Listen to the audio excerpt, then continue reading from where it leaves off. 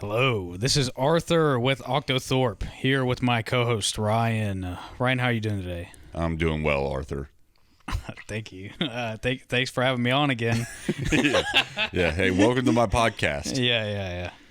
I guess old McKee is going with Arthur now because we brought up the name Arthur in the last podcast, and he said, "I like it. Yeah, I look like I'm fucking 80 years old. I might as well have an 80-year-old's name." So here you are, Arthur. I am. Osteoporosis and all. I feel like I should, it's fitting. It's cool. It's sexy. Okay. Uh-huh. What do you think of when you think of Arthur? I guess you. Yeah. Cool, hot, sexy. Yeah. We're in the same frame of mind on that. Yep. We're fucking linked in. Arthur reminds me of like Ocean's 11, like robbing a bank and like James Bond. Is there an Arthur in Ocean's 11? Is there? No. Well, I don't know. I don't know. Well, what do you know? It's another fucking movie McKee hasn't seen. Yeah, they're cool. That's what I know. Okay. They're cool and they rob shit. And, that's what I picture Arthur as, and that's me. Deal. Hopefully this podcast is coming through nice and clear. We had to fire female Jamie because that bitch couldn't get her shit together either. Unfortunately. So here we have our new audio manager, James. James. What do you go by? Jamie? All right. So James. James. Yep. Okay. James. That's our new unfortunate audio guy. that we had to fire the female and you never introduced me. I showed her a picture of you. Did you? She said, "Ugh." That's so hot, or? That's where it ended. She goes, "Ooh," and then she got like the chills, like whenever you feel a spider crawl on you. Yeah. Oh, she knew I was out of her league, probably. Yeah. She said, "No way would I have a chance with Arthur." Ooh, good job prospects and handsome. I'll stick with the drug dealers. She left. Yep. It happens a lot. You'd be surprised how much that happens. How much you miss out on because of Yeah, because I'm too high of a league. You're intimidating. I just don't have a line with like Jessica Alba and stuff like that, or I try and, roll my dice there. So let's say, because your looks are male model-esque. Yeah. Who would you model for? What do you think your brand is? My brand? Yeah, your brand of clothing. Well, what company do you think would look at you and go, "That's the face"? Viagra. Bosley? No. Bosley? No. I think Bosley. No, not a hair loss Bosley hair company. club. No. Keeps? Nope. Okay. No. Viagra. Because you can't Because my get dick a boner? my dick doesn't work. Okay.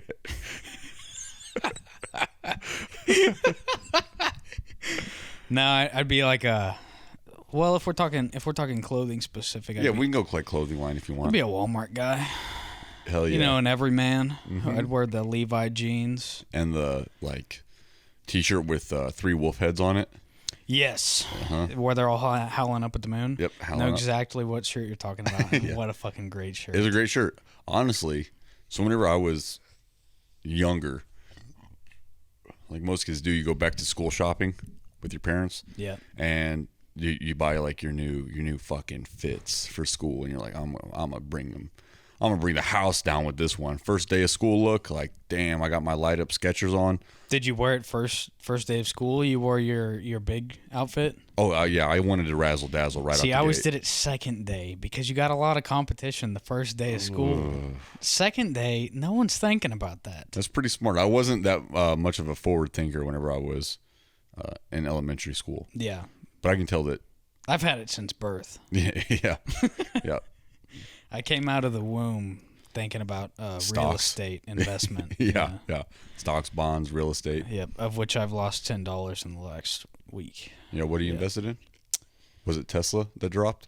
I made money off Tesla, but I sold because it's real fucking volatile. I'm not trying to hold that. Right. But I bought into Coca-Cola. I don't know, some fucking other shit. I don't research the fucking market. Say whatever looks cool. All I know is Dow Jones. I go, oh, that's down a little bit. I'll try and buy the dip, even though I have no idea what that fucking means. I just go, it's down. Maybe it could go up. I'm gonna short the market. I've seen that movie.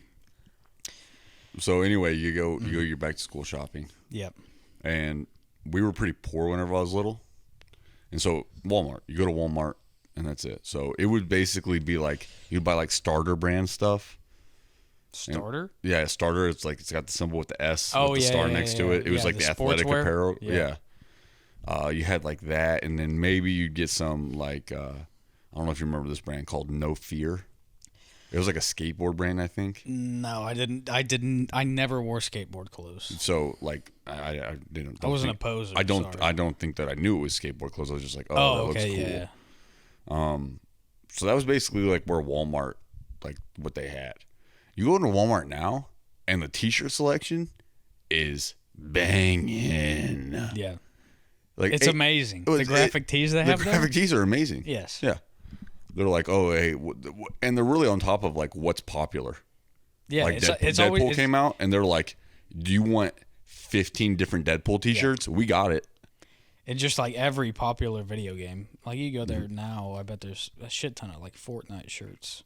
Fortnite. I bet they got Fall Guys stuff. They Do you want to go to Walmart after this? Yeah, it's right down the road. I'm trying to pick up some Fortnite shirts actually. Yeah, because you've played that game I've never pretty played. heavily. Yeah. Yeah. You're ranked, right? It goes Ninja and then Arthur. Yeah. Yeah. Nationwide. The Koreans beat me. I'm not gonna lie. The Koreans are really good. You know what? But the it's Chinese, because the Koreans, they do video games and math. yeah. Yeah, they just That's their job. Math. I don't get paid to play Fortnite. It's kind of like a side venture, more of an addiction. Yeah, free time play. Yeah. I got that game, Red Dead Redemption 2. Mm-hmm. I've had it for about, I think, 3 days now. I got 22 hours in it. I'm not gonna lie to you. On Friday, I was thinking about ways to leave work early to go home and play it. Well, I mean, we basically try to concoct plans to get out of work anyway. Yeah. So, well, at least now you had like something spurring you on, something that you were looking forward to instead of work. For me, it's just anything is preferable. Like, I would to rather, work. I'd rather be bored at home. Yeah. For you. Yeah. I don't think I've actually, like, there are days where it's like, hey, we can go home early, and I'm like, cool, but it's been a while since I've actively tried to get out of work. And I was thinking of anything that I wouldn't get caught doing to go home and play that fucking cowboy game. You're going to take leave. Somebody in the family had to die for you to be able to go play Red Dead. Mom, you were like, yeah. Can you kill Grandma? Look, she's 70-something.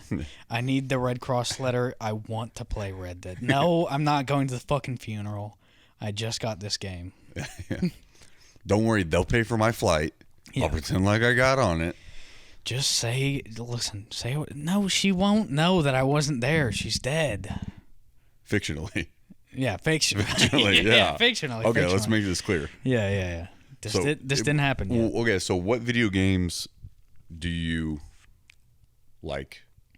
Everybody's got like video games that they grew up with that molded them just a little bit, like that were kind of iconic to them, and then games that they play now. I don't really play any video games now. I still play, which is like the video game that like molded my childhood was Pokemon. I still play Pokemon like pretty frequently. Yeah.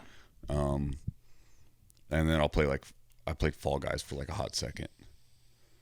That was about it. Okay. What What did you? were mine? Well, yeah. What did you grow up on? So I grew up on the PlayStation 2. That was the first console I ever had. And I think the first couple games we ever had on it, and I had those games for a couple of years before we got any more, was I had an NCAA game, so college football. I don't remember the year. But I would play that. I had... those NCAA games, those early ones? Yeah. It was like, here are the players. And it was white guy and black guy. Yeah. And there's no telling the difference between them. It would be like, except for the skin tone. They're like, oh, that's the quarterback from Michigan, and there's the DN from Michigan. Yeah, it would just have their names. Like, guy. it didn't look like them like at all. It's like the same two players. Yeah. Well, they didn't have their names either. They had their position on the back. So if you're the QB, instead of having like the actual quarterback's last name, it would just say QB on the back of their jersey. I think that was before I played them. Because by the time I played them, they actually had the names. Oh, okay. But I played that. I played Final Fantasy X.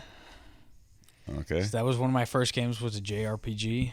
And those are very much a learned taste. Very hit or miss. Right. What's the J stand for? Japanese. Oh. It's just they're just culturally different, I guess. The Japanese role playing games are a lot fucking longer and slower, and fags will complain or say that they have like a richer story, whatever. Right. Dude, the thing that pisses me off when people are like, this game's terrible. We're like, are you kidding me? The soundtrack alone. And you're like, who the fuck plays a video game for the soundtrack? Get the fuck out of here. I'm not paying $60 to listen to the music that I can search on YouTube. Yeah. And just I could pirate that shit real easy. I'm not going to pay $60 so I can play a slow game I don't care. and bop out to this music. Yeah, I don't care how good the fucking soundtrack to a video game is. It's like people try and compare it to like contemporary music, like actual artists that like their job is to put out music. They're like, it's on the same level. Yeah. No, not even close. That was like I had a buddy in college that was really into Skrillex. Yeah. And he was like, dude, Skrillex gets after it. And I go, okay, whatever, dude. Like, I really don't give a shit. He was like, dude, last year alone, he played 370 shows. I was like, okay. He goes, there's only 365 days in the year. And I was like, no shit, bud. Okay, I get that part. I was like, but how hard is that? Like, literally to be Skrillex and play a show. You go, and play. Boop. Bam, bam, bam, bam. That must be fucking exhausting, man. How do you do it day in and day out, Skrillex? Yeah. That is hard. Could you imagine like being Daft Punk? You don't even have to play your own shows. Just give someone your helmet and tell them to press play. That's what those DJs do. You got like the Marshmallow guy and the Dead Mouse guy. Yeah. That's all they do. They're like, I'm not feeling great. Hey, Tony, mind throwing this thing on and waving your hands around for about an hour and a half? I would get a really like an exponentially like different like body features than me. Okay. I could be like a 6'7", like 400-pound guy. Yeah. And I'd be like, yeah, that's me. Yeah, like, dude, I don't stop. I don't stop the grind. I would wait to see, and I would have 2 shows playing concurrently, like just to see opposite sides of the world. Yeah, to see if they could put it together, or not if, but how long it took them. Well, so not only that, but you would not be at either of the shows. You'd be playing Red Dead Redemption 2. Undoubtedly. Yeah, it would be that 6'7", 400-pound guy, and then I'd have like a 4'3", like as small as possible, like little Filipino dude. Yeah. Right. Yeah. So you played Final Fantasy, that NCAA game, and then I had Dragon Ball Z, Budokai Tenkaichi 2. Yeah. And that is the only fighting game that I ever got good at. The rest of them I suck at. No, that's the one that it had Boo in it too, right? Like it went all the way up past the Boo saga, right? In the story, I believe so. Yeah. Don't quote me on that. But it was one of the last... Because I think I had that game too. The 2D fighting Dragon Ball games, where it was like on a horizontal plane. Right, yeah. Like side-scroller almost. Yeah. The newer ones are like 3D, and I don't know. I could never get into those. It felt weird. Tenkaichi 2, it was like side-scroller, but you could still move laterally. You could still move left or right, but the screen would adjust to where you move. Yeah, you could dodge that way and stuff. Yeah. Okay. Yeah. For me, I'm gonna be showing my age, but I'm almost positive the first video game console I ever played on was the Atari, or not Atari. Pardon me, not that old. Nintendo. Okay. The original Nintendo. I'm glad you corrected, because I was actually guessing the Atari, like in my head. Like I was guessing, like you were there for the conception of Pong at Harvard. Yep. Yeah, I was there. I was on the ground floor. No, I had the Super Nintendo. We had like classic games like Duck Hunt and like Excite Bike. Yeah. Duck Hunt was fun. The Nintendo was like honestly super advanced because it had a bunch of different things that you could plug in, like the gun for Duck Hunt. Yeah. Like alone, that's pretty amazing for how early in video game conception that was. And then you also had racing games where you could plug in a floor mat, and they would have like it was a 2-player floor mat, and there was 2 red dots on it and 2 blue dots on it. And the 2 red dots were by themselves on the left side, and the 2 blue dots were by themselves on the right side. And it was pressure sensing. Like a DDR pad or something? It was almost like a DDR pad. And you would run, like on these games, you would run. And to move the car? To move, like if it was like a sprinting game or something like that. Like you would run up and down. and it would sense the pressure, and your character would go forward. It was like Wii Sports. Yeah, but it happened in like 1990. God damn, dude. It's pretty fucking advanced. We also had you say 1990, you mean the year 1990 or the 90s? I'm pretty sure like the Nintendo came out like had it been like 90 or something like that, right? I'm not sure. Damn, 8 years before I was even alive. Yeah, my dad had the console, and instead of being like, you know, this whenever he was a real fucking dirtbag, but everybody's got a story. Yeah. Instead of being like a real fucking parent, he would be like, "Hey, I got this console for you. Go in the basement for 3 days and do not fucking come up." And be like, "Okay, Dad." And that was basically, that's how I got into like certain types of video games. Because my dad was like, "What am I going to do for Christmas to make sure I don't see them the entire time that they're over here?" Like, "Here's the N64." And be like, "Oh my God, you're the best dad in the world." He's like, "Great, great, great, great, great. Hey, don't worry. I'll slide scraps underneath your door for you to eat. But I don't need you to come out for the next 2 days." So I hope you guys know how to set this up because I'm going to the strip club. Yeah. I applaud that because that's if I ever get the opportunity to be a dad, that's what I'm going for too. You know? Mm-hmm. It really shows the kids like real hands off. Yeah, real hands off. They will learn their way to grow up and live the life that they choose because you offer no guidance. They have no choice but to pick their own. Yeah, I want to set up a real warden-prisoner kind of relationship. Yeah. Where, like, whenever they're, like, want to take a shower, they're like, "Taking a shower here, boss." And I go, "Take a shower." And then they have to ask for permission for everything that they fucking do. Did you just reference a movie? Yeah. When you said that? What? Yep. Cool Hand Luke. Uh-huh. It's a Paul Newman movie. Yeah. I know. Whatever, dude. You're an uncultured piece of shit, you fucking bald-headed fuck. All right. I've been fucking keeping this in, dude. You uncultured fuck. All right. Go ahead. Dude, this is the part of the show where you get it out. No.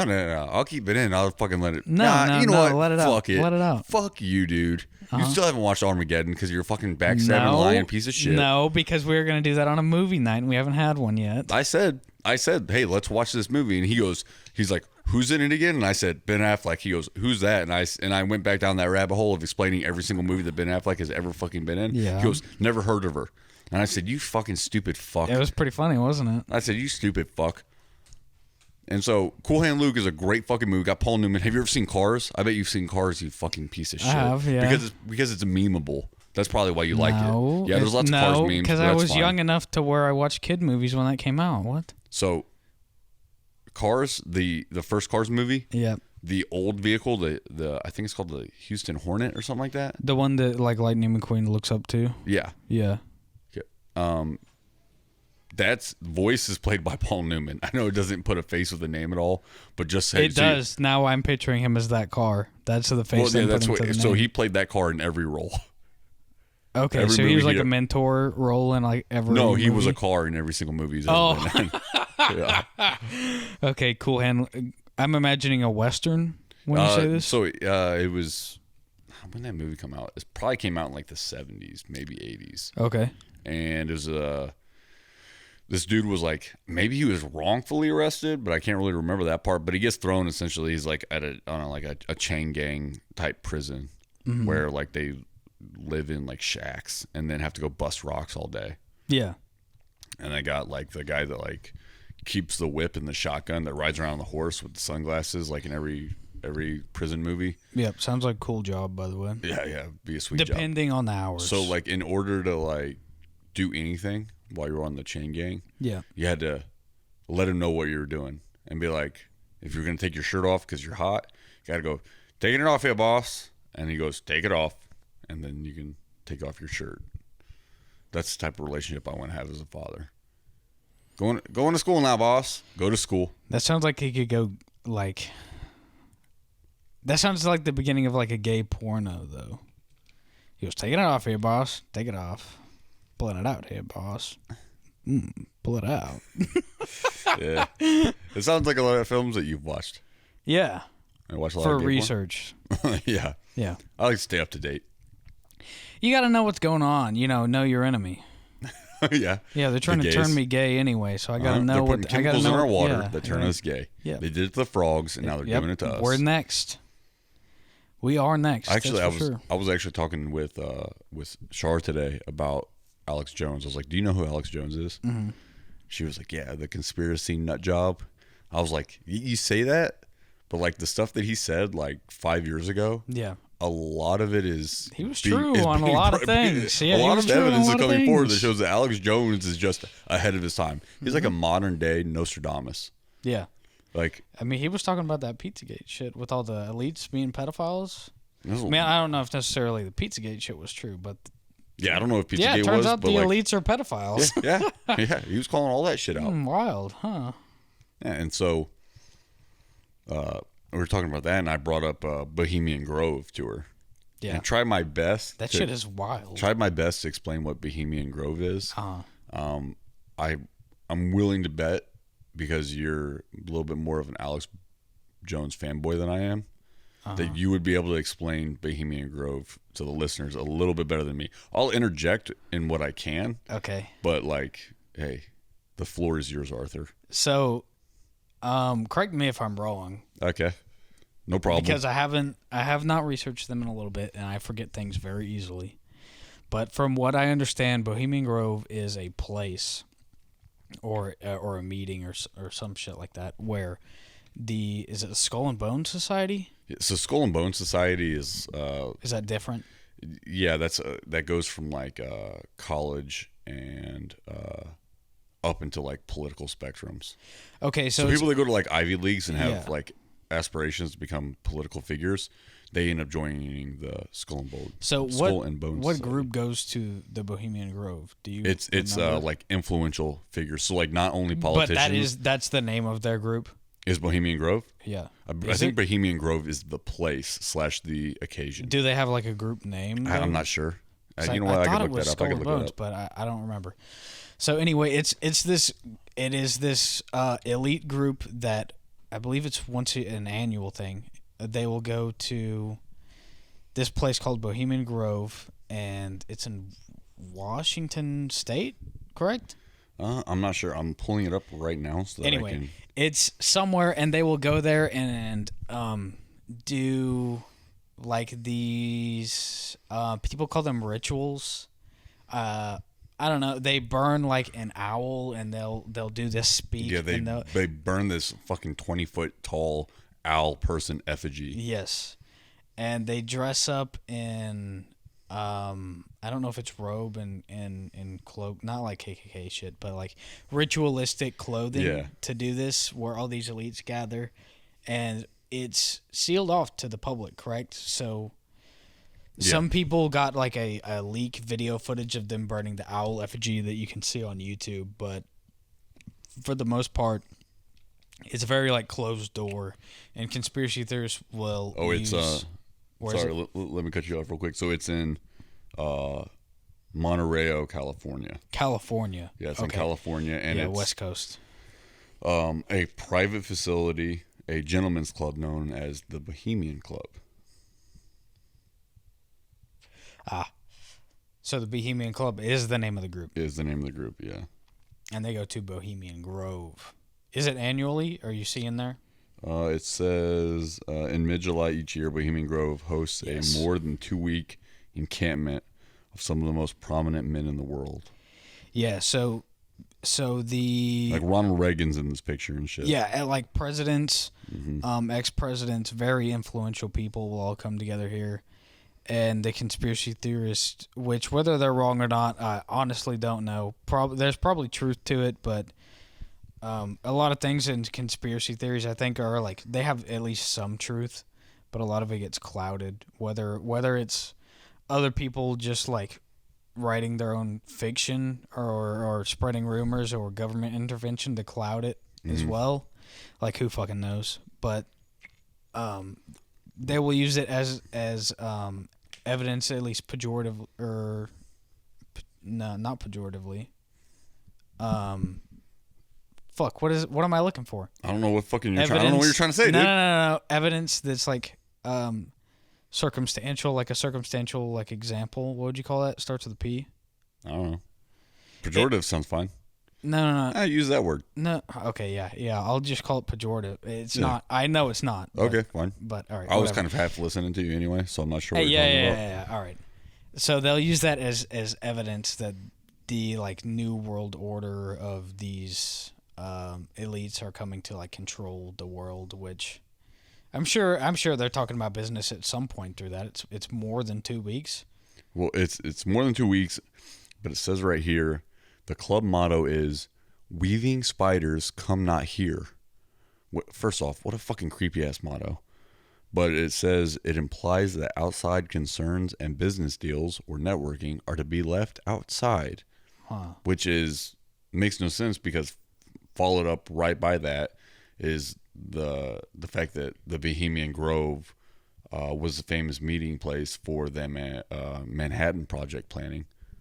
And the Manhattan Project was building the nuclear bombs that we ended up dropping on Japan. Yeah. That has nothing to do with business. Yeah, that shit's got to happen there. At least somewhat. Mm-hmm. There's no way like you can't just like, even if you're like not outwardly doing it, like just dropping like little hints or like little lines to people. Like, yeah, absolutely. Like, hey, have you heard, like, you saw my email? Well, yeah. Anyway, yeah. Well, not only that, but like, so let's say they do have like meetups where they're just like dinner parties and shit like that. Everybody's being cordial. You still have 2 weeks there. Yeah. You're in these clubhouses where you're staying the night. Yep. On the property. You're not gonna like walk up to somebody that you need to make a deal with and fucking talk to them about it. Yeah. Or like I'm sure it's a lot like high school girls where they're like, okay, Becky's gone, time to talk shit about that bitch. Yeah. Yeah. No, or even like you're not gonna have drinks with an ex-president and talk about it like at night after all the day's events are done. Right. Like let's say you have a former president and a current president that are both there. Yeah. You think they're not coming over and going, bro, did you see those files on the aliens? Yeah, I'm glad that shit was fucking. I'm glad you brought that up because I was going to TV. That shit is nuts. Is that real? Did you make him show me that to fuck with me? Yeah. Was that some type of prank, Reagan? No. No, Mr. Trump. That is all real.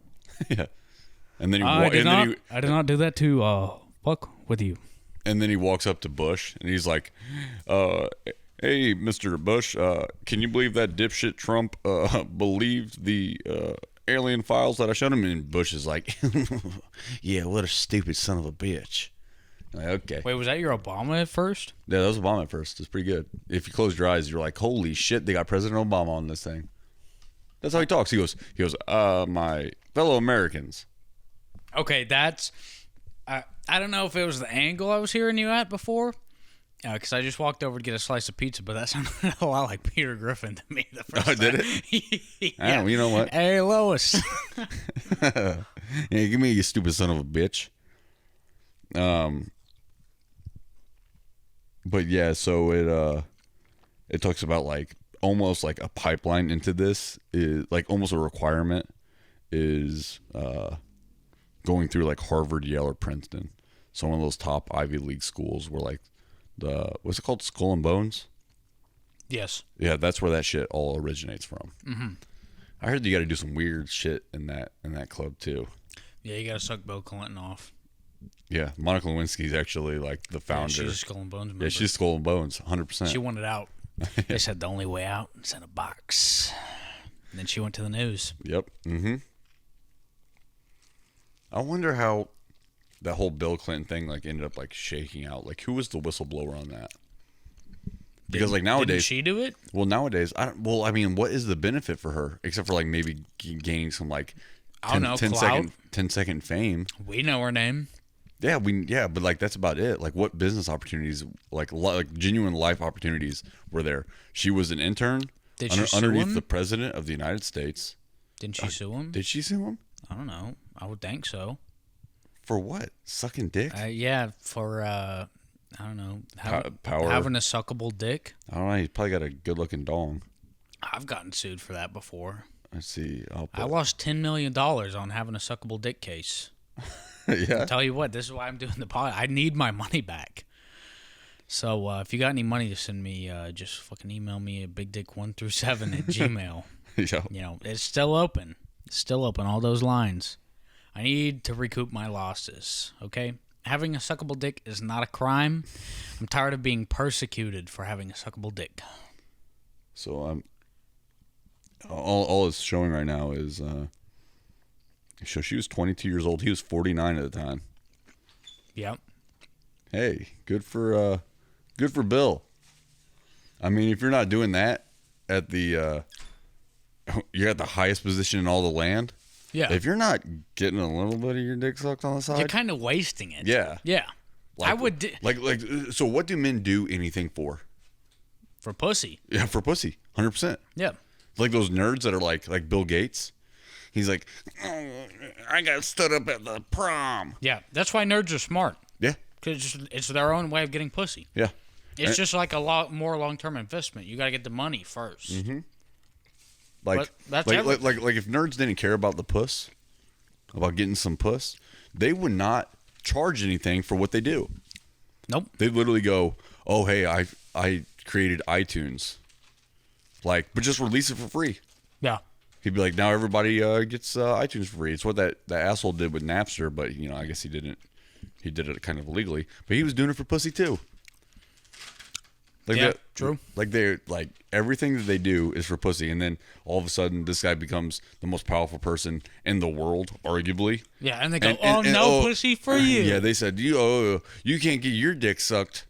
Like what the fuck? Hey, you know what? I pardon myself. Yeah. Yeah. Who can blame him? Who can blame him? Amnesty for me. Well, the one thing that I thought, and I thought this whenever I was little, even whenever this like scandal was going on, because it happened in like through 95 to 97. Yeah. I was only 4 in 95, but I was, and it came on the news and you're like, fire truck. Well, yeah. But like as like 6 years old, I remember it happening whenever I was like around 5 or 6. And even as a 5 or 6 years old, it crossed my mind. They showed who Monica Lewinsky was, and I was like, okay. And they're like, and she has said that, President Clinton has forced himself on her or whatever. I don't even know if she ever said that he forced himself on her. They said, President Clinton got some head. Yeah. All right. Yeah, he got some top, y'all. And I was like, damn, ABC's really delivering the news tonight. So I looked at Monica Lewinsky and I was like, that's the one? That's the one you risked your career on? Like, there's hotter 22-year-olds walking around. But you picked this one to suck your dick. Not worth losing your reputation for. Maybe it's a power thing. I don't think I've ever seen a picture of Monica Lewinsky. So she's not amazing. Can you number rate Monica Lewinsky? Yeah. Char saying she thinks she's a 4. Char thinks Monica Lewinsky's a 4.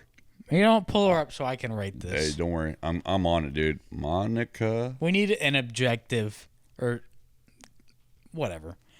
She got a non-biased fucking. I'll tell you what, view. she's aged well. She actually looks better now than she did back then. You have a current picture? A current picture, she doesn't look bad. Show me both. I'll show you the current. Here she is current. Not terrible, right? How old is that? I mean, I guess that's like, it's because that happened when she was 22 in 95. So 15 years plus, so she's 37, almost 40. Excuse me, 25 years. So 25 plus 20, so she's like 47. Yeah, that's not bad for almost 50. That's pretty good. Yeah, she looked pretty good right there. 6, 7 now? Now, that had to have, you know what? She must have gotten some money from this because she had some work done. Because this is 22-year-old Monica Lewinsky. I don't know if you can see that picture. That is 22? Yeah, that's 22. First off, she looks like she fucking chain smokes and sleeps on her face like you and me. Yeah. She looks like you look. You're 22. And, dude, the similarities are fucking who's dicky sucking? She looks like shit right here. You look like shit. I didn't want it to come out like this. Yeah. You're sucking somebody's dick. You heard of anyone by the name of Donald Trump? I've heard of her. Well, I'm an intern. Well, nowadays you have to be a little bit smarter about what you're doing because everybody can report everything, and that's like no news. Yeah, that's no news here. Back then, in like the early '90s, mid '90s, you just do whatever you want. You do whatever the fuck you wanted. It was Awesome. 6-year-old me pulling my dick out all over the place. Nobody's got proof. Mm-hmm. Nobody's got proof. True. It was nap time at Cotton Candy Daycare. Pull my fucking dick out. Show it right to the babysitter. Say, look at this hog. She goes, what the fuck? And I go, it gets bigger. Is that how... Did you get head? From your secretary babysitter? No, her name was Teacher Kathy. Teacher Yeah, her name or her title name? Well, I guess her name was Kathy, but I only knew her as Teacher Kathy. Uh-huh. Did you call her teacher? Yeah, Teacher Kathy. You didn't say like miss? No. I don't know why. I don't know why Cotton Candy Daycare ran that shit like that. But everybody was teacher so and so. Fast and loose. Yeah. That's why kids are pulling out their dicks there. Yeah. Cotton Candy Daycare, no rules. Damn. I do remember this though. There was like, I don't know what the hell it was. It was like this, like, you know those small doors that you see like in some houses that are like they're short and it's just like you open it up and at least like storage space or whatever. You ever seen that? It was like they're like half of a door's height, something like that. Yeah. There was something like that at Cotton Candy Daycare, but it led to like the basement or something like that. But no stairs. There was no stairs. It just like you look down and it was like the fucking basement. Or you gonna tell me more demon stories? No. Is this podcast just us slowly getting to your like childhood traumas and what makes you have nightmares now? No. About fucking Catholic demons? No. But this does entail ghosts. Go ahead. No. So they were like, so what they would do is they'd be like, they'd open it up and all the little kids would look in, and we're not even in kindergarten yet, so we're pretty young. And they'd be like, I can't believe I remember this shit, but they'd be like, Casper lives down there. Everybody say hi to Casper, and we'd all be like, hi, Casper. The teachers? But would have us say that, yeah. They'd be like, say hi to Casper. Dude, and we'd you like, gotta contact them and be like, was that shit haunted? So the fucked up part is like, you started acting a fool. Guess what the threat was? Oh, you're gonna get to know Casper real good. Uh-huh. Yeah, that's fucked up. I would do it too, though. I can't blame them. Absolutely. You see me fucking whipping my dick out. Hey, Casper loves dick. Hey, put that dick back. I'm gonna send you down there. Yeah. Okay. Yep. And you're gonna have nightmares about demons for the rest of your fucking life. The rest of my life. So speaking of that, so our last podcast, if you listen to it, we went into how like I have nightmares constantly, and like I don't sleep great. My fucking boneheaded wife, she was out of town on business, and we were talking about like when is she coming home, like what flight is she booking. I was gonna help her book flights. So in order to help me sleep, I take some sleeping medication. So I take the sleeping medication, I pass out. In the middle of the goddamn night, I hear my name, and I'm like, and I kind of like come to, but like, you know, you're really out of it, especially whenever you're on like sleep medication. Yeah, way on the. I kind of come out of it, and I look, and the stairwell lights are on, and I turn that shit off. So I kind of hear my name. I see that a light's on. Did you hear the violin, like the score there, the scary movie, like violin score? Absolutely, it's like that high pitch. Mm-hmm. Yeah. So for me, whenever I come out of sleep, or I don't know what it is, but you know how everybody says that you have like the fight or flight mode in you? My shit is 100% fight. Like just... Yeah, you come out like the Doom guy from the Doom games. Yeah, it's really disturbing. You wake up just like in a kill state until otherwise. Yeah, until like I can somehow come to my senses. So I hear my name, lights are on, and I fucking jump out of the bed as fast as I goddamn can and just start booking it down the stairs. I'm about to beat the shit out of a demon. I already have Annie up. Yeah. Annie up. Running down the stairs, yep. And I'm about to... So Shar has come back in the middle of the fucking night without telling me, so it would be a cute little surprise. And so I see her. I'm still out of it. So I keep running at her, and she's like kind of like running away, like scooting back a bit. And she's like, Ryan, it's me. Wearing full like sparring gear padded. Yeah. Just knows that you might beat the shit out of her. Yeah, I was like, hun, how close was I to just like absolutely fucking your shit up? Yeah, there was one time. I was sleeping, and our dog Siggy hopped in the bed, and I thought I was really out of it. I thought it was Char had gotten in bed. Yeah. And then Char was still out, and she was doing like laundry or whatever. So she opens up the bedroom door to come in, and she's got a bunch of like clothes or something. Either way, like there's a light on behind her, so all I see is like the silhouette. Yeah. And I see a silhouette that is much bigger than Char's. Yeah. So I just hopped out of bed because I thought Char was next to me. Like, I mean, quick. Grab her, put her up against the wall, started lifting her off the wall, cocked my fist back, and I just hear, Ryan, please, it's Char. And I was like, oh, I know. And then went back to bed. I'm just letting you know what will happen. I felt so bad. Did you say anything about it, or you just like keep it inside and go back to sleep? Well, like I said, I go back to sleep like real quick. Yeah. So I went back to sleep pretty quick. I imagine that's what like mob wives are like when they find out what their husband really does, and they're just like scared to death. Like they can't do anything now. Mm-hmm. Like he has a guma, whatever. Like, what are you gonna do? Yeah, you're tied. You're tied at this point. Yep. Only way out's in a box. Yeah, that's kind of Char's deal right now. She keeps on pulling this shit. She's gonna end up in a box because one day I'm not gonna be able to come to my senses quick enough. Murder her. Yeah. I'll go to the news for that one. And tell her it was her fault, right? No, I'll sue you. You're gonna sue me? Yeah. You're the one sucking Trump's dick. Why do you think I'm sucking his dick? So you can sue him too? I'm trying to recoup the losses for having such a suckable dick and losing that lawsuit before.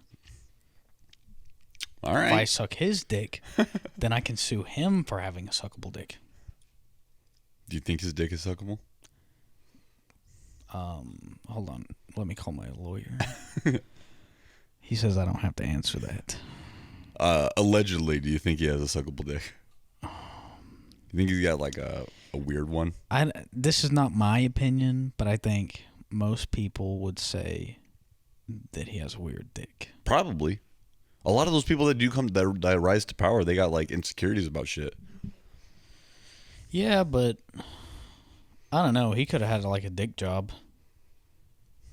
Like how ladies have like ass. Oh, okay. And like boob. Well, I heard that you can have surgery because you have up to like 2 inches of your dong still inside of your body. What? Yeah, you get like the extra 2 inches brought out. How? I don't know, but I'm just telling you straight up, I will never have that surgery. 13 inches is too much. You know what I'm saying, McKee? No, I don't know. I don't know what you're saying. Oh, okay. Elaborate on that. I've got an 11-inch dong, which is already hard to handle. Those are with the 2 inches. With the 2 inches, if I added it, Yeah. 11 plus 2 is 13. Really? Uh-huh. Wow. Well, you learn more every day. Let me ask you something. If you could sell an inch of dick for $1 million, absolutely. how many inches would you sell? I could probably sell 3 and still be happy. Have $3 million? Yeah. Yeah, for sure. And okay, so like the joke of me having like an 11-inch dong, that shit's over with. With my genuine length, I would sell. Well, I mean, at that point, like, take the whole goddamn thing. You got to leave, like, at least an inch, though. So I'd only get $1 million?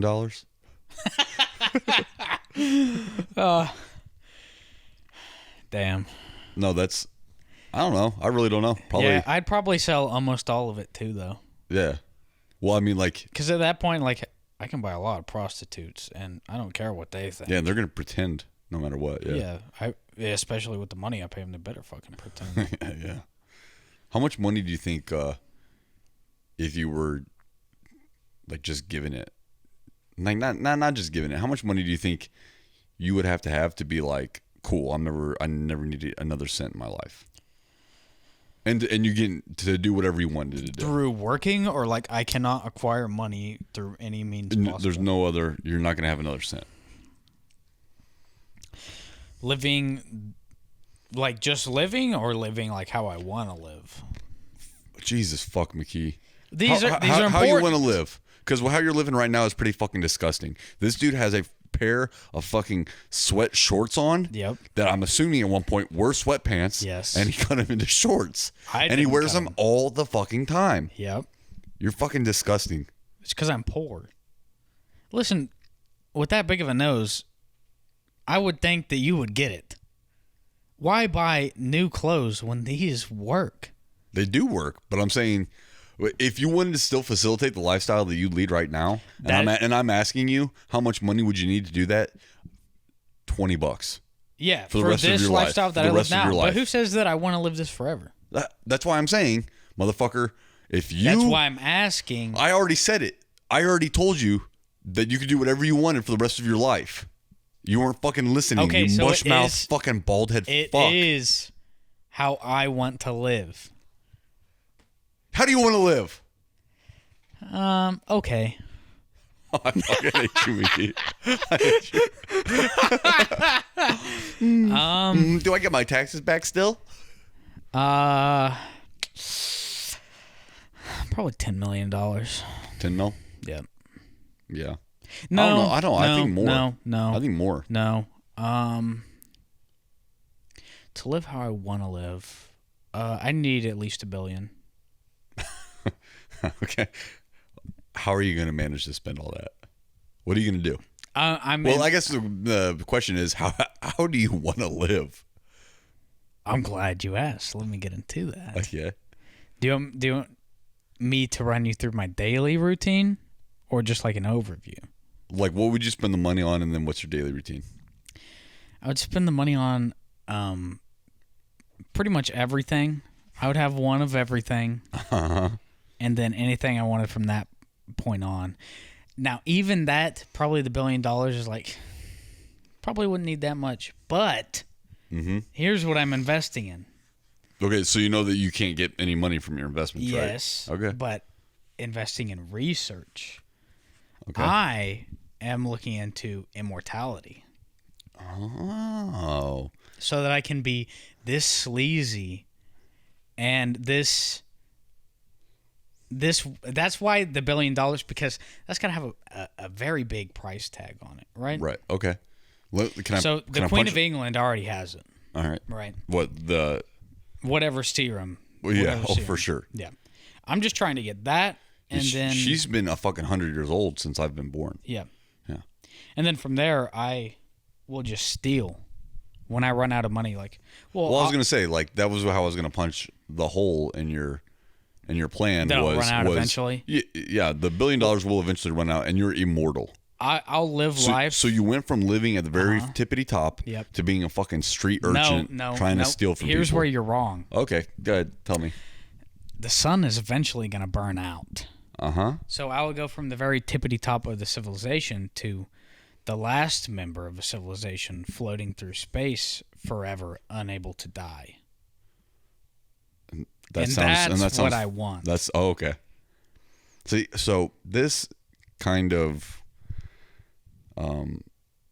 this makes sense about, we've discussed Watchmen, the graphic novel Watchmen. Yeah, Dr. Manhattan. Yeah, and you're like, McKee identifies with Dr. Manhattan. I didn't say that. Yeah, he sure does. Because this is Dr. Manhattan's thought process. This out of your ass. No, that is we've not had Dr. this. Manhattan's thought process. He's like fucking smart as shit.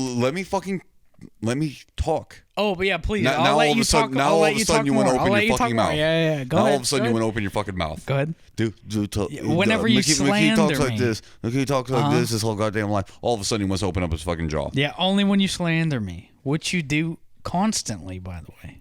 Okay. But continue. That's off topic. So anyway, Dr. Manhattan, McKee likes Dr. Manhattan. Is his favorite character from Watchmen because he identifies with him because Dr. Manhattan's... Can I fucking talk, please? No. Can I talk? No. Okay. Then go ahead. All right, you can talk now. I'm going to beat the fuck out of you, you fat, ugly fuck. Dude, are you talking? You're going to die cold and alone. So anyway... Cold and alone? Like Post Malone? No, like floating through fucking space for all of eternity, cold and alone. Yeah, that's what I want. That's literally what I want. So... Are you going to give it to me? Hold on. So... Dr. Manhattan, he doesn't think that at one point in the story, he doesn't think that human beings are really that important because they're just like a flash in the pan. Yeah. Like that they don't have. And McKee's just like, yeah, the exact same. Like McKee's one of those dudes like, my life's not worth shit.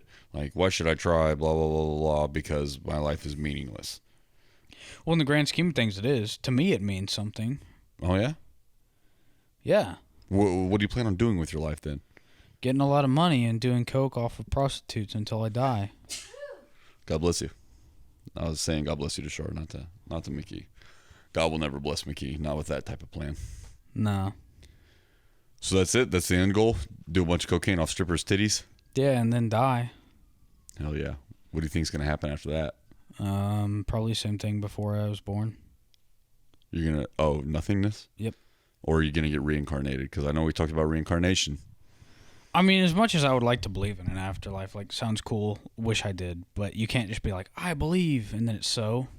Oh, like then it just happens? Yeah, like, I would just be lying if I said I believe. Well, you got to put in the fucking work, though. Because if work you do to believe? No, you don't just work to believe. It's something that's inherently held, like, in your mind. Yeah. No, what I'm saying is, like, just, like, all of a sudden being like, I believe, is, like, not even good enough.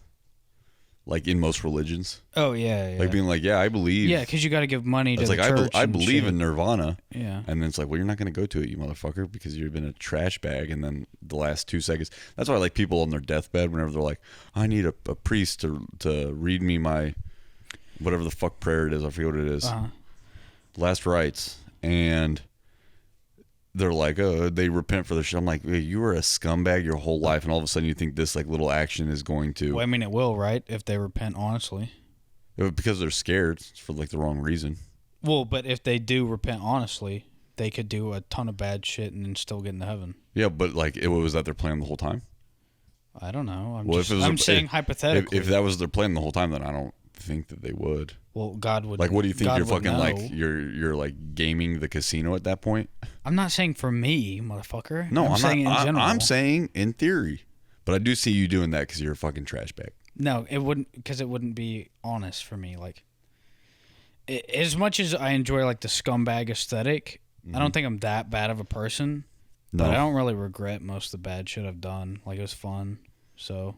Yeah. Same here. I've done some shit that I'm not super proud of, but at the same time, it's still kind of cool. Yeah, it's like, I don't really want a whole lot of people hearing about that, but I had fun doing it. So, yeah. I don't know. I'd probably do it again. Yeah, I mean, there's some stuff that I've done that is super dirtbaggy, and immediately went and bragged about it to everybody else. Yeah, of course. I was like, hey, you won't even fucking believe what I just did. And everybody's like, oh man, that's fucking that's gnarly. It's like, well, hell yeah, it is. I'm fucking gnarly as fuck, bro. So answer this question for me. So your dad had you and then had your brother. Yes. And then immediately named you the Mud Boys. Is that correct? No. They you and your brother don't refer to each other as Mud Brothers. We do, but my father did not name us that. The Mud Boys? Yeah. Well, where'd you get the nickname Mud Boys then? It's ancestral. Yeah. Yeah. From your fucking savage Native American bloodline. No. It's like there's running deer and then there's Mud Boy. Nope. Mud Boy stays back and he collects berries with the women. No, it's while not. Everybody else is killing buffalo and bison. Are you done? And you're back. They're like, hey, they're like running deer, soaring eagle, we go kill bison. Mud Boy, stay back. And you go, but Papa, I want to be man too. And they go, but Mud Boy, you much better at picking. There's some grass over there. Please, it's inherent that you count every blade. And then they come back with the spoils, and you go, Papa, can I eat too? And he goes, of course, Mud Boy. Anything from my retarded Mud Boy. So, I enjoy the effort at that bit of me being a T-ball outfielder, but no, the Mud Boy title, by the way, which you should say with respect, comes from my Irish bloodline, all the way back to 10 million BC. Okay. We made mud. My family actually made mud. You invented mud? Yes, my direct ancestors. So how'd you manage to do that? Water and dirt. Next question. So before your ancestors, there was never mud? Not once. Never once in the history of man had water ever met dirt, and before your people came up with the invention for mud. Not with human invention. No. So I mean, it happened. It happened naturally sometimes. That's what I'm saying. So you didn't invent mud. Human. So you didn't invent mud. No human had done That's it. like We invented the human replication of mud, man-made mud. Oh. And that's how you got the name Mud Boy. Yeah, it was actually Gaelic, meaning mud lord, but it's been bastardized as it's been passed down. So anyway, let's talk about your name, Gay Sex Ryan. How'd you get that? You gave it to me because you got really butthurt that I started calling him Mud Boy. I'm pretty sure I'm pretty sure your nickname was brought up before mine. So that's incorrect, Mud Boy. Actually, I've actually done research on this too. Okay, go ahead. So you know how you don't really know your ancestry. That's true. Well, I got a 23andMe, and your dip spit that you left it in my house. I got a little bit of that. Did it turn out I'm 20% tobacco leaf? No. Oh, okay. No, I used chemistry to get all the tobacco out. It's just your DNA. And I sent it in. Damn, for a trade school dropout, you sure are pretty smart with chemistry. Yeah. Somebody that dropped out of trade school, which is real hard. Real hard to drop out of trade school. Not even technically right. I graduated trade school, dropped out of college. Dropped out of college. I got dudes from my hometown that are like half retarded and a peg leg, and they graduated trade school, and then you dropped out and you failed out of trade school. Once again, graduated that. Dude couldn't figure graduated it. I graduated trade school. With what trade? CIS was the class. What is that? Computer Information Systems. Yep. And then what happened? And then I went to college and dropped out after 3 semesters because I ran out of money. Hey, all right. Here I am, dude, in the Thunderdome. They didn't take mud? They didn't take mud, no. You were like, please, this mud has been passed down from generation to generation. Do you know who the fuck I am? I'm Das Mud Lord. And they go, yes, yeah, you made mud, yeah. But we only take paper money that isn't really worth anything because it's not backed by gold anymore. And you go, but I learned how to make this mud at trade school, which I graduated, and they didn't care. Nope, we did not make mud in trade school. Okay. No. Now, can we get back to the origin of your nickname? Okay, go ahead. So I sent in this 23andMe. It turns out you were 98% Ashkenazi Jew. Okay. And 2% asshole, which I've never seen that before on a 23andMe. But that's pretty astounding. Only 2%. Only 2%. Yeah, I know, which is wild for how much. No, what blows my mind is if you had ever seen my dad, you know that there's no way I'm 98% Jew. I haven't seen your dad, but this is just what the genetic science has told me, so I don't know. Probably a Jewish milkman got into the mix, huh? Maybe. I don't know. All right. But anyway, your direct ancestry ties back to not King Midas, but King Midas in 10,000 BC Greece. Okay, and so at the same time that your ancestors were making... in Ireland, we're making mud. We made mud. My ancestors were doing what? Gay sex. He invented gay sex while we made the mud that was turned into brick that built civilizations. Your ancestors were having gay sex. I would say that we're probably just ahead of our time. I don't know. It seems a little hedonistic to me, but I'm so sorry. Do you have something against the LB whatever the fuck community? Yeah, they're trying to turn me gay. Yeah, and I know. Your ancestors started it. I denounced them. So you are trying to make me gay, by the way. I'll tell you what. I don't think there's a gay man on this earth that's trying to turn you gay. Yeah, you're straight. Yeah, nothing to say to that, do you? I was hitting my vape, sorry. But you're straight and trying to turn me gay, so yeah, that's true. Why the fuck would I want you to be gay? I don't know. It's not like you're taking any women from me. Listen. Or anybody else, for that matter. Are you listening? You're not fucking stealing. Are you listening? Oh, it's Mr. Steal Your Girl. That's not Mickey. You're the exact opposite. What the fuck was that? You never heard that song? No. Mr. Steal Your Girl? By I don't know who sings it. For all the fucking trash ass music that you listen to, you ain't never heard Mr. Still Your Girl? What do I listen to? Bro, you listen to we brought this up every fucking pod. You listen to that bullshit Billie Eilish. She just came out with a new song. I heard it on the radio, and she's trying so fucking hard. What was it? I don't fucking know. She's like trying so hard to like sound like it's like a old fashioned kind of kind of jukeboxy sound, but she doesn't. I don't think I've heard it. How does it go? She has like no fucking pipes. She can't fucking sing. It's her whispering like every single other song. No, I don't know. Do you know any lyrics? No, none. Because I don't know if I've heard it or not. I haven't listened in a little bit. Yeah, it's pretty fucking garbage, but everybody's like losing their goddamn mind over it because Billie Eilish is apparently talented. I don't know. I don't see it. Char, do you think Billie Eilish has good music?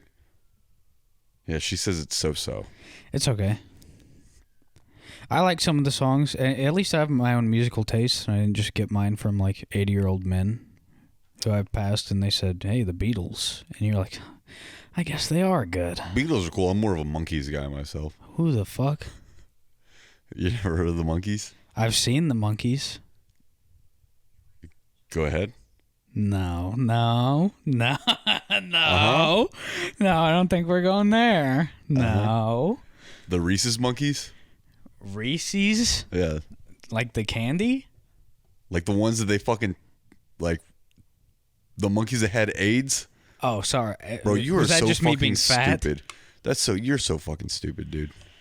The monkeys that had... Wait, talk about that. I've never heard about that. You never heard about that? Let me look it up so I can speak. Please talk about monkeys that have AIDS. I'm pretty sure it's called the Reese's Monkeys. Where does this go? The monkeys with AIDS.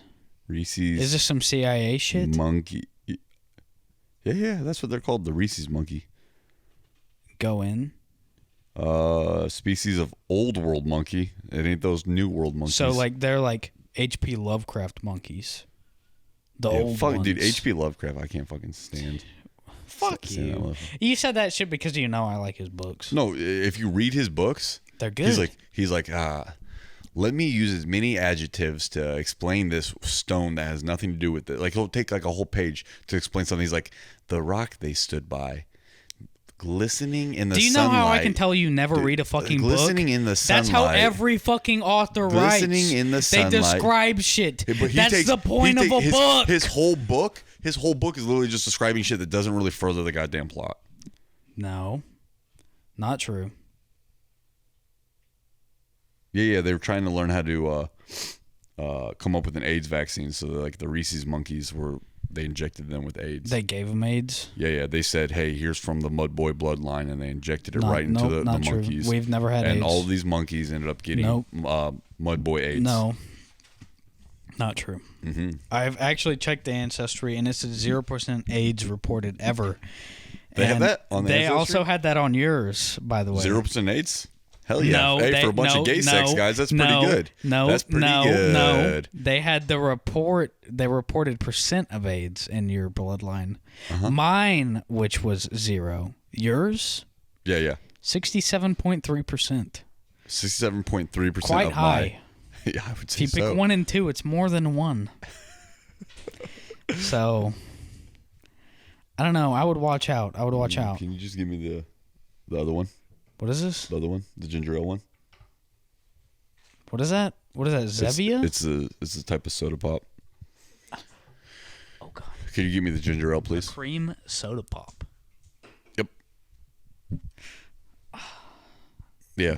Apparently, I don't know. I think like fitness people drink this shit to stay fit. How do you pronounce it? Zevia. Zevia. Zevia. Yeah. Zevia 0 calories soda. Thanks, babes. How the fuck does it? Yeah, 0, 0, 0, 0. There's Apparently nothing in this. How the fuck does it taste? Not I don't know just how like it has water. flavor. Yeah, I don't know. Not ingredients: carbonated water, natural flavors, stevia leaf citric acid. Thank you. Ooh. Char's bringing us snacks right now. Dunkaroos. Well, I've successfully been distracted with food and drink. One of the best ways to get me off topic. I have no fucking clue what we were talking about. It was you trying to slander my family's good name. Oh, the AIDS percentage. Yeah, 67.3% AIDS in your family. That's unfortunate. Yeah. Just a Next factoid. family reunion is going to be really upsetting when I have to tell everybody that 67% of us at the family reunion. This is your bloodline, not your adopted family. The fuck are you talking about? Were you not adopted? No, your father was adopted. Yeah. Yeah, I wasn't adopted. Were you listening last week? Like, what the fuck? I was a little bit more than drunk last week. Yeah, so was I. I couldn't even remember. Oh, by the way, that black dude from Pulp Fiction, Ving Rhames. That's his name.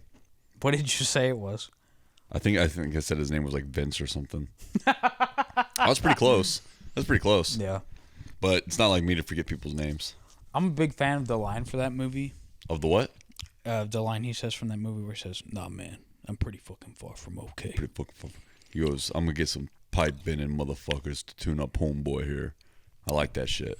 I like that shit too because I can use it when people ask if I'm home. And you say, "Nah, man, no, I'm pretty fucking far from okay." Okay. Yeah, when people from high school hit me up. Oh, and they're like, "Hey, how's it going? Yeah. How you been?" They're like, "Hey, you still in Yukon?" Nah, man, pretty fucking far from okay. Oh, from OK, like Oklahoma. Yeah, Oklahoma, yeah. Nice. Hey, that's a good play on words right there, man. That's pretty clever. Yeah, that's why they pay me the big bucks. Hell yeah, for dude. one pun. At least you ain't throwing out shitty puns left and right. Yeah, I'd rather go with the quality, and you berate me for not giving you quantity than just give you a lot of bullshit. No, I'll tell you what, dude. You've been more talkative on this podcast. Yeah, I drank more. Yeah. Yeah. Hey, you know, I look at women. I look at that lady more when we were playing that frisbee golf. Oh yeah. I talk more, Yeah. You know, McKee was like, "Hey, who is this?" And he was talking about a female Marine, which is pretty impressive. I don't know how drunk you got to be to look at a female Marine and think, "Hello." It was pretty, you got to be pretty fucked up. I was pretty up there. We drank every time that I had a shitty throw in frisbee golf, so I was drinking pretty much every fucking throw. Yeah, you're the fucking worst, dude. No. Did you win? Did you beat Samaro last time? I was up until that third. Oh, until the fucking hallway throw. Yeah. Yeah, that's tough titties. Almost dropped my crackers. Yep, but all right. Oh, well, actually, I was just about to wrap this shit up, but we had literally 2 things we were supposed to talk about on this podcast, and we talked about 0 of them. Go. What were they? So one of them, we want to discuss jobs that we held before going to the Marine Corps. Yes. And the other one that we wanted to discuss was motherfuckers that claim to have PTSD and have never actually seen like combat. Yep. Yep. Which would you like to discuss first, the jobs or the? Let's just piss off Kyle again and let's talk about the jobs and save the post-traumatic stress shit for next week.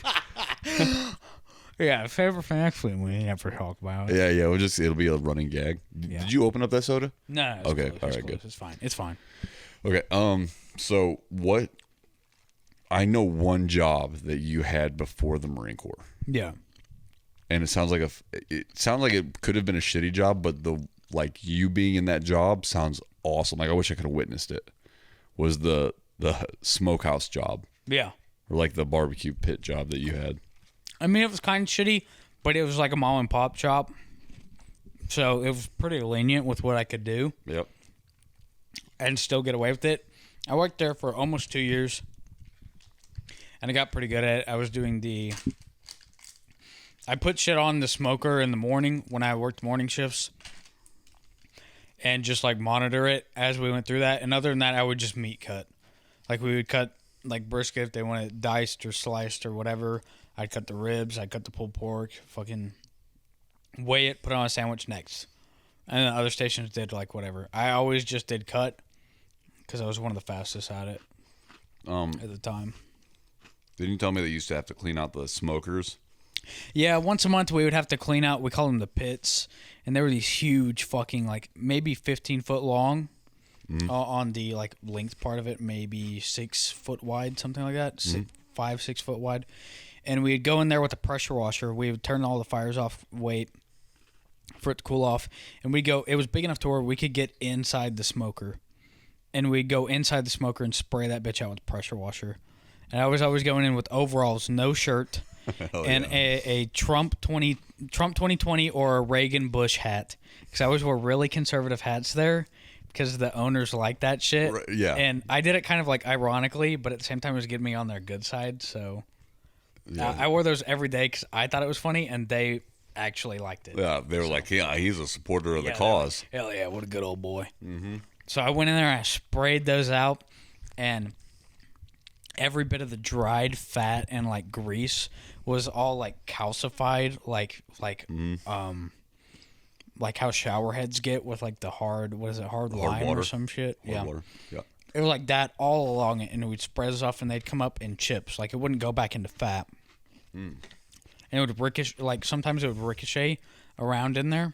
Mm-hmm. Like not a lot. Right. But it would bounce, and like sometimes it'd bounce back, like when you're weed whacking, and like the shit just pop up and hit you. Yeah. And it just hit my arms and shit like that.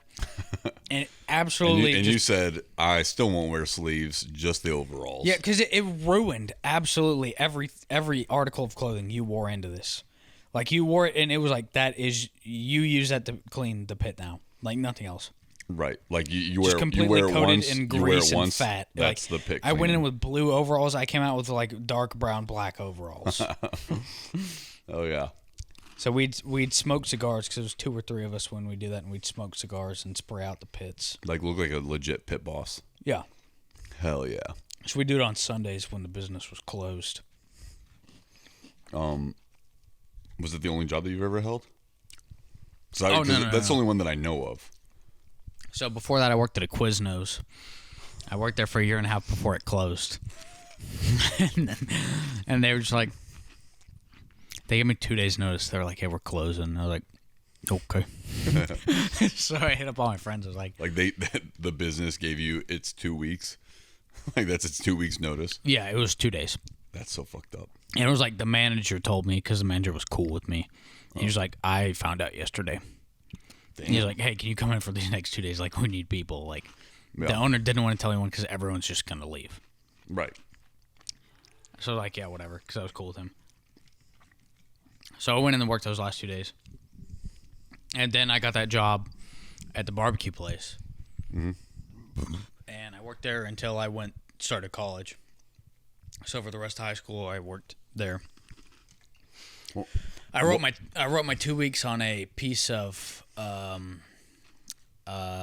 paper towel with a Sharpie, and I left it on the desk.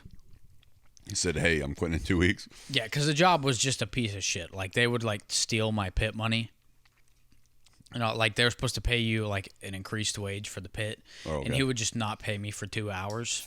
Since it was, like, we weren't, like, clocked in for that point. It was very, very loose. Right. Like, we just went in, and he was like, just tell me how long. And he just wouldn't pay me for 2 hours. He'd be like, should have took less. Oh, that fucking... Yeah, so I wrote my 2 weeks on a piece of paper, and I had two of my good friends that I still talk to on Discord and, like, play games with. Yep. It's like, listen, the only reason I'm still here is because so y'all don't have to, like, work harder. And they're like, honestly, we're good. Like, if you want to leave, you can. I was like, okay. And then I just left. So I left, like, a week into my 2 weeks notice. Just went home. That's I'd do it again, too. Honestly, like, I mean, I can't use that on a resume anymore, but those people, like, the owners were just a piece of shit, and they deserved it, so. Yeah. There was probably the worst action that I've ever taken against a place that I worked at was I worked at this, like an animal rescue farm, and I call it a farm because it wasn't a shelter. This place had, like, a stupid amount of fucking acreage for these animals to, like, roam on, and they had, for, like, dogs? Or? Cats and dogs. Yeah. Okay. It was in Utah, whenever I was living in Utah. And my job was to take care of the big dogs because... No one else could. Well, the people that generally work there it's mostly females. Yeah, women. Yeah. And, like, some of these dogs are just, like, too big for some of these women to be able to even, like, deal with. There was one dog that, pardon me, weighed in at 180 pounds. And whenever he stood up, he looked me like we were eye to eye. What breed is this? So whenever I saw him, I go, oh shit, you guys have a half, like you've got a wolf mix. And they're like, no, that's not he's not part wolf. I go, Yeah, because they have to put him down to face part wolf. yep, absolutely. Yeah. And they were like, no, he's not part wolf. That's Irish Greyhound. I go, I'm willing to bet that he does have some Irish Greyhound in him. But I pulled up a picture of an Irish Greyhound, and I go, does that fucking dog look like this? And they're like, well, he's part Irish Greyhound then. And I was like, okay. And wolf. Because this motherfucker was huge. Yeah. His name was Coda. And that's what I said. Irish Wolfhound. What'd I say? Just use your words. Oh, Irish Greyhound. I meant Wolfhound. Irish Wolfhound. Yeah. So, anytime that somebody would like go in, like they had to put him into a special room because he was like aggressive. Like would just fucking kill other just domesticated animals. Yeah, just absolutely wreck them off. And so they were like, hey, after I worked there for a little bit, like, hey, we've got like this dog in the back that he's basically just been in this cage. We've been trying to train him to be on better behavior. We think that he's good to go out on like walks now, but nobody can take him for a walk. Like, would you be willing to like try? And I was like, okay. So I went back there, I saw this thing, and I was like, God damn. And so whenever I walked up, the dude's just trying to rip through the cage. Yeah. I was like, okay, well, this has failed. This Probably is making good progress too. Yeah. I was like, well, this is a failed venture. And so I just hung around the cage enough to where he got used to me. Yeah. And then like it got to the point whenever like his back would be turned, I would like stick my hand in and like scratch like his butt or something. Where he can't. Like if he does turn around to snap, I got time to pull my hand out. Yeah. I would do stuff like that. And then it got to the point where I could pet his head, and then like he would even like lick me and stuff. And I was like, okay, I'll get into this. So I got in there for like the first time, and I was like, oh, this thing it fucking killed me for once. But he ended up getting along with me, and I was the only one that could take him on walks because he was so strong. Yeah. And so, I was just in charge of the big dogs. There was the other person that took care of the dogs was this woman named Shane. And Shane was about as bull-like gets. That's unfortunate. Well, I guess like. No, I mean, being named Shane. Oh yeah. Is a woman. Yeah, I don't know. I bet she's like one of those people that like changed it. Like her name was Bridget. She's like, I've always felt more like a Shane. I'm like, okay, whatever. Like, do your thing, whatever, man. I mean, I can't argue. I've always felt more like an Arthur. Yeah. Well, and we're doing something about it. Yeah, we are. So Shane, her deal was take care of the small dogs. So I took care of like the aggressive big breeds, and she took care of the small ones. Yeah. There were total about 100 dogs. Like that's a shit ton of animals. For two people? For two people. So our whole day was like, essentially what the day was whenever I'd show up, I would take every single dog individually on a walk of the big breeds. Fuck. And then put them into a certain kennel. There's got to be less big breeds, though. Yeah, there's less big breeds. Okay. Because like Shane could take multiple dogs on a walk at a time. I could take one, maybe two, depending on if they were like good dogs. Yeah. But so I'd move them, clean out their kennel, move them back into a clean kennel, clean out the one that they were just in, take them for another walk. And that was essentially like kind of what I did all day. And like play with the dogs, like take them to like the play yards, help train them and stuff. Well, me and Shane ended up getting like fairly close because it's the only person that I'm working with, really. Yeah. There's other people there, but the only person that I really communicate with is Shane. Well, Shane ends up getting into a disagreement with the manager, and she's like, no, like she's basically like, the manager's like, hey, you need to start doing this. And she's like, no, these dogs need this type of treatment because this is the type of like, disability that this dog has or something like that. Then we're getting a disagreement. And I'm like working in the back, and then I like check my phone, and I have a text, and it's from Shane. It says, hey, I just wanted you to know that I just got fired. They wouldn't even let me come to the back to say bye to you. So I guess, I'll see you around, hopefully. I was like, what the fuck? So I had already, at this point, put in, or I was planning on putting in my 2 weeks. Yeah. Before that happened. So the next day I came in, I was like, hey, I'm putting in my 2 weeks. And they're like, okay, like that's fine. All right, cool. I go, okay, so what's the plan for today? Like, Shane's gone. We have 100 dogs. And they go, you got it. I was like, what the fuck do you mean I got it? You go, no. And so I tried my best to take care of these 100 dogs. And I ended up doing the morning and was like, got them all taken care of for the morning. Then walked in. I go, am I going to get help? Like, are any of you guys going to help me?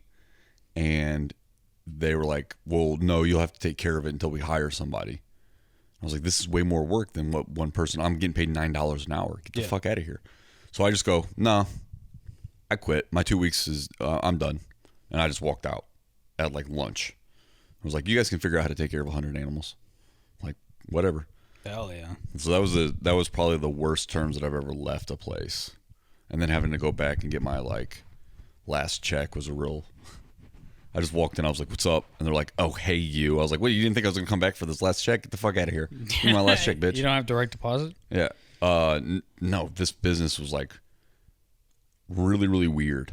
It was a really weird thing where everything was like paper. Like their clocking in was done with like a fucking like legit like punch. A punch card? A punch card. Yeah. Holy shit. Yeah.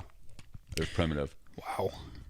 But I've held every goddamn job that you could hold. See, after that barbecue place I worked at.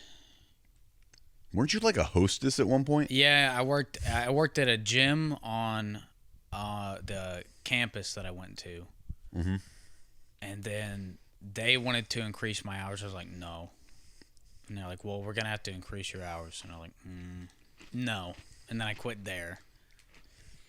And then I went to a pizza place called Hideaway Pizza. Mm-hmm. And I was a hostess for probably 6 months a year. And that was cool. I liked that. That was chill. But I didn't get paid a whole lot. Yeah. So I transferred to the kitchen. And I worked there. And that was the last place I worked at before I enlisted. And enlisted like right out of there. But I told them like I was enlisting. And I'm going... like I need to cut back because I was working 40 hours a week. I was working like full time there at the pizza place. Yeah, while I was going to college. And I was still going to college that semester.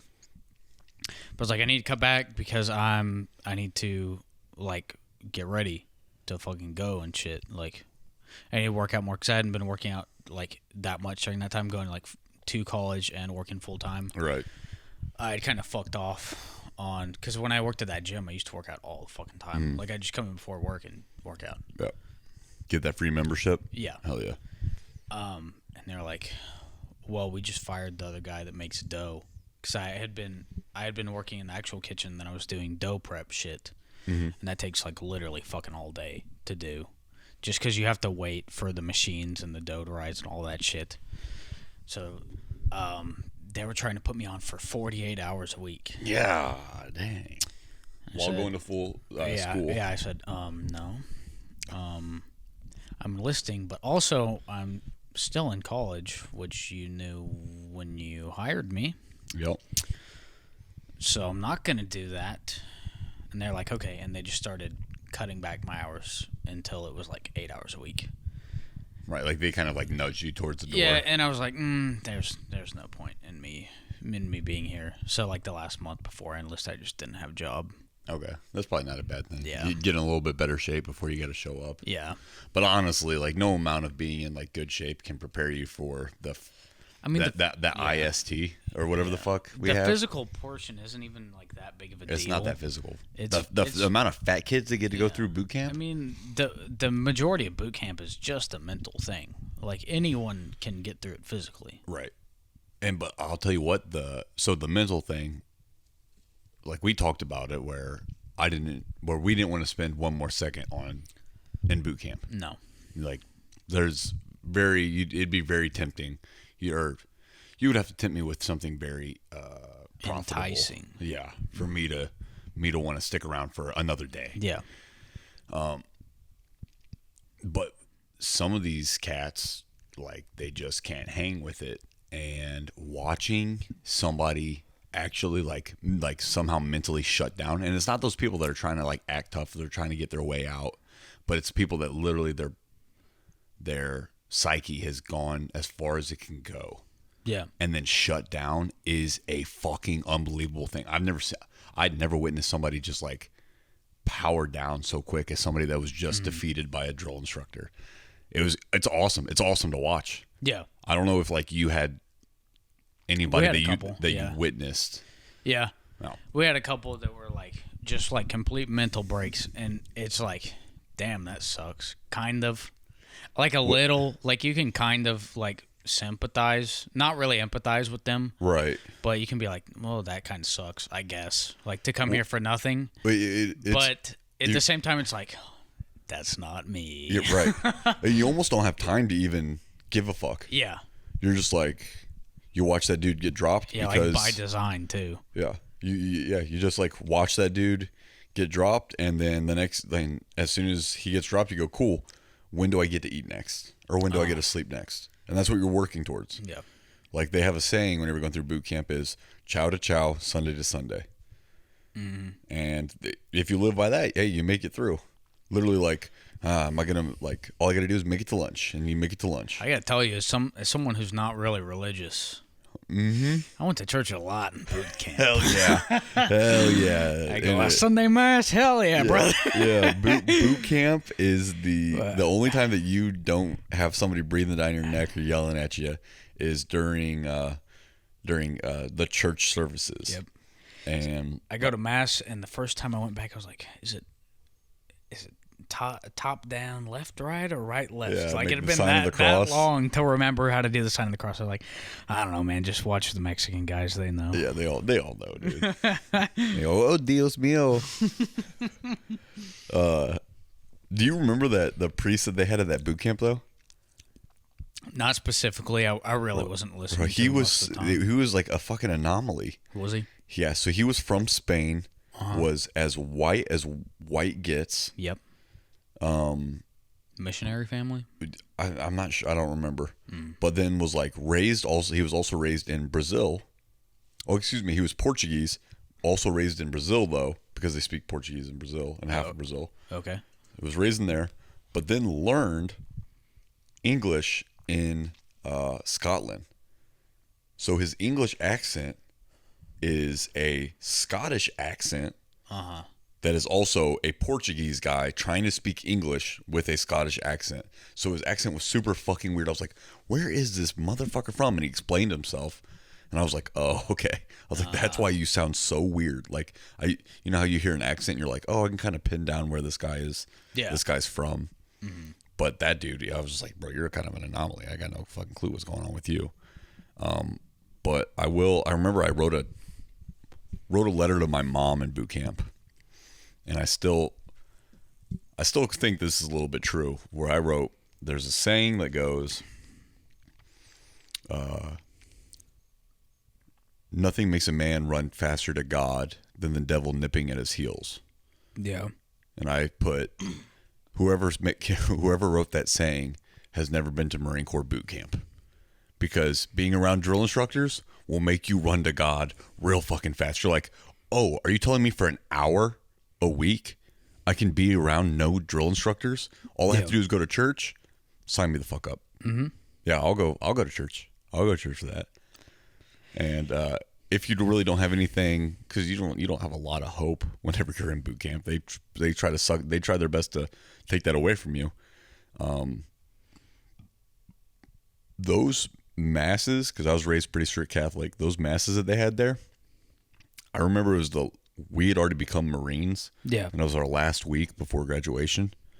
I went to the mass there, and it was me and then the guide from the muscular dude that was from whatever platoon. I know he was the guy from a different platoon. But he was in our MCT too, right? Yeah. Yeah, he had the big neck. Yeah, McLat. Yeah. That was his name. Okay. Me and him, which were two of the bigger dudes in the boot camp. Which, how the fuck you maintain muscle through boot camp astonishes me. It blows. Yeah, it's fucking weird. I lost so much fucking weight. Yeah, I atrophied a lot. I was like 175. I went in at 205. Yeah. But we were sitting next to each other, and they sung this, like, there was this one song that they were singing, and I just, like, I'm bawling. I am bawling in this church. And I just like turn to the left and I look, and McLat, who's this big fucking dude, he is bawling. And so like the two like toughest guys from boot camp are standing by each other crying like the biggest pussies. And I don't know what the deal was, but that's like the only time that like a church service or something had ever made me cry. Yeah. And I just I was bawling in that church. It's so weird. It was so weird. What was your most like surreal experience in boot camp, if you can remember that? I mean, explain what you mean by like surreal. So I'll tell you mine, okay, so you can get like a feel. Mm-hmm. You know when you're walking up to do, what the fuck is that climb called at the end of the Crucible? Oh, the Reaper. Yeah, when you're walking up to do that, you know how up to the base of the Reaper, there's all these crosses and shit? Yeah. And it's early in the morning, and it was foggy as fuck when we walked up. Yeah, it's like looked straight out of a metal video or some shit. It is. It's honestly, it was really me creepy. Walking up to the base of the Reaper, and I really don't want to put him on blast, but Pearson in the back crying as he's walking up on the hike too. In his defense, Pearson weighs like 85 pounds. Yeah. This pack weighed as much as him, and we'd been marching for like 3 fucking days. This dude was done. Yeah. And he had stress fractures in both of his legs. Mm-hmm. So he is fucking crying, and the drill instructors are yelling at him, like top lungs, like 2-3 people behind me. Yeah. And we're walking up past all these crosses. Sun's down. Yeah. Foggy as fuck. It's like the only light that you have is moonlight. Yeah. Walking up to what has been described to you as the hardest fucking climb in the world and will kill you. Yeah. And that they really talk it up. They're like, the Reaper's going to fucking kill you. It's not bad at all. Yeah, well, at that point, you definitely, because you see the light at the end of the tunnel, you realize, you're like, I make it to the top of this, I make it to the top of this, we're done. But I found out later that technically you don't have to climb up the Reaper at all. Really? If you fall out or get injured during the Crucible, if you can just make it to whenever you step off for the Reaper, like when you wake up in the morning, you put your packs back on, you wake up, I mean you wake up from the fucking 90 minutes of sleep that they allowed you to get. Yeah. You start the hike to the Reaper. Yeah. All you have to do is take one step, and you're technically a Marine. Really? Yep. Because you participated in the last evolution that we did. Huh. Yep. That's wild. So Pearson could have actually quit right there, and he still would have graduated with us. He made it up that fucking mountain. Yeah, he did. And it was fucking muddy as shit. I kept slipping. It was so muddy. I fell like 3 fucking times going up that bitch. It was so goddamn muddy. I should have put 4-wheel drive on me. The funniest part of that Reaper, so we're on hour 70? Something like that. We're on hour 70 of no sleep. You've been going nonstop for the past 2 days. Yep. And they have you get to the bottom of the Reaper, and then you form back up. They have you take your packs off and sit down on top of your packs. And the DIs, when the truck went up? Yeah. So the DIs were like, "Hey, guide." And I was like, "Yes, sir." They're like, "You see that truck right there?" And there's a truck that's kind of on the road. And it's this little Ford Ranger. It wasn't very big. It wasn't a very big truck. And they're like, he's like, "Watch the taillight." And I go, "Okay." And they're like, "Are you watching the taillights, guide?" I was like, "Yes, the vehicle hasn't moved at all. Yes, I'm looking at these taillights." The truck starts going up the Reaper, and I'm watching it. And because it is so dark, you only see the taillights. You don't see the body of this truck at all. You see the taillights, and you can kind of see where the headlights are hitting. So it starts going up, and you're like, "That shit ain't that fucking bad at all." You're like, "That's not too bad." And then it flattens out, and you're like, "That was the Reaper? Whatever, pussies." And then it hits this fucking incline where the truck is going so straight up that you literally from the ground are seeing the headlights. That's how straight up this thing is fucking pointed. Yeah, you look at it and you question. You're like, I've never fucking seen a truck do that. Yeah. And it was so muddy that at one point it slipped back down and had to try again too. Yeah. It had to back up, get a little bit of steam just so it could make it back up. And the funniest fucking part is I'm so sleep deprived that I was so cock-brained. That once it hit that part where it was going straight the fuck up, we had a really big company. So we had roughly 90 kids in each platoon. Yep. And there were 6 platoons. Yeah. So you're looking at quite a few people. I mean, you got 360, about 450 people. It's a big fucking group. Yeah. And you hear a collective from as soon as that vehicle starts going straight up, you hear a collective in the middle of the night. Oh, fuck, man. Shit. Fuck, no. From like 450 kids. And I was so out of it. I was laughing because I was like, this is going to murder some people. Yeah. And we had this kid in my platoon. His name was McNew. And McNew was behind me. And it's still dark. You still got no idea where anybody is. But I could tell it was McNew because he was whimpering every single step. And he was going, fuck, shit, fuck, every step that he took. And you just hear D.I. go, McNew, shut the fuck up! He's like, hi, sir. I hate fucking people who fucking cry about that. Bro, he was fucking crying. I was like, bro, suffer inside. Like, we're damn near there, man. He's fucking Irish, too. Bottle that shit up and hit your wife. Bro, that's what we do. Yeah, dude. Actually, like, now that we're talking about boot camp, I don't know how long we've been recording for. I might save this for next week. Yeah, fuck this. We wrapping this? But I'll just tell you. So for next week, remind me of this. Yes. I was going through. I was trying to find some notebook paper, and I found the pocket notebook that I had from boot camp, and it's got. You didn't throw that shit away? It's written in it, and is stories that I wanted to remember so that I could tell my family whenever I saw them. Okay. And so it's got titles for each story that I wanted to tell. Oh, we're gonna do gay boot camp story podcast. Yeah, gay boot camp story 1. Well, you're gonna have to fucking carry that shit, dude. I repressed all of those. Yeah. Well, you're also like the best gray man that I've ever seen in my life. Yeah. A gray man is somebody that goes unnoticed, and McKee could stand right in front of you, and you'd bump into him and go, "Didn't see you there, partner." Oh, yep. Can you do a goofy voice?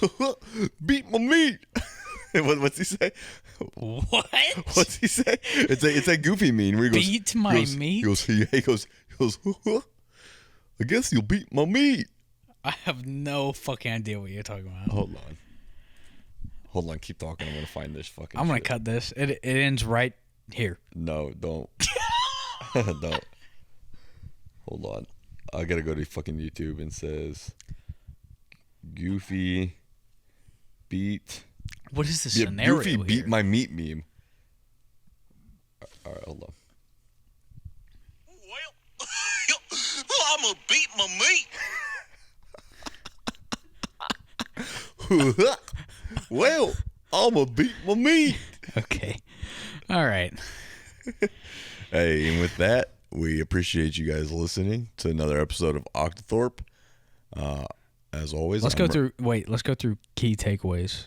Nah, fuck off. I'm done.